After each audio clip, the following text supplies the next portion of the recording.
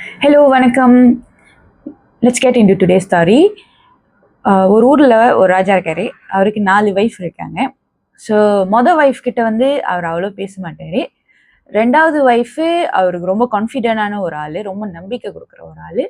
3வது ஒய்ஃப் வந்து அவர் எப்பவுமே எல்லாருக்கிட்டையும் புகழ்ந்து பேசுகிற ஒரு ஒய்ஃபாக இருப்பாங்க. 4வது ஒய்ஃப் வந்துட்டு அவருக்கு ஆக பிடிச்ச ஒய்ஃப் அவங்க தான். ஓகேவா? ஸோ ஒரு நாள் வந்து அவர் வந்து மரண படுக்கையில இருக்காரு. இந்த 4 வைஃபையும் கூப்பிடுறாரு. கூப்பிட்டுட்டு கேட்குறாரு, யார் என் கூட மரண படுக்கைக்கு வராங்க? அப்போ இந்த மாதிரி நடக்கிறப்ப அந்த 4வது ஒய்ஃபு எடுத்துட்டோன்னே, நான்லாம் உன் கூட வரமாட்டேன்ப்பா, நீ சாவுறதுனா நீ சாவு, நான் வரமாட்டேன்னு சொல்கிறாங்க. 3வது, இல்லை இல்லை எனக்கு இங்கே நிறையா வேலை இருக்குது, நானும் வரலன்னு சொல்லிடுவாங்க. 2வது ஒய்ஃப் வந்துட்டு சொல்லுவாங்களாம், நான் வந்து சுடுகாடு வரைக்கும் உன் கூட வரேன், ஆனால் அதோட நான் நிப்பாட்டிக்குவேன் அப்படின்னு சொல்கிறாங்களாம்.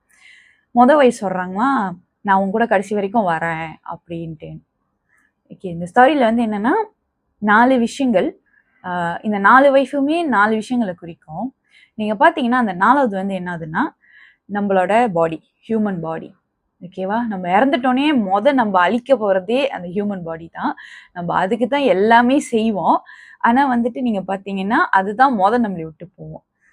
3வது வைஃப் வந்து யாருன்னா நம்மளோட ப்ராப்பர்ட்டிஸ், இந்த சொத்து பத்து எல்லாம். நம்ம வந்து அது நம்ம கூட வந்து நம்ம சவம் அந்த வீட்டில் இருக்கோம், ஆனால் அதுவும் நம்ம கூட கடைசி வரைக்கும் வராது. அதுக்கு பிறகு 2வது ஒய்ஃப்.